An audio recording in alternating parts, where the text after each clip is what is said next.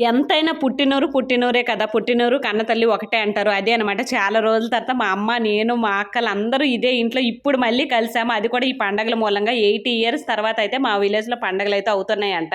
ఇంక రేపే final day అని చెప్పేసి నేనైతే మళ్ళీ వచ్చాను ఇక్కడికి. మా అమ్మ వాళ్ళు ప్రెజెంట్ వేరే ఊర్లో ఉంటున్నారు. కానీ ఈ ఊర్లో పండగలు. మేమిక్కడ ఉండడానికి ఇల్లు అవి కొంచెం చిన్నగా ఉన్నాయని చెప్పేసి అందరం అక్కడ నుండే వెళ్తూ వస్తూ ఉన్నామనమాట.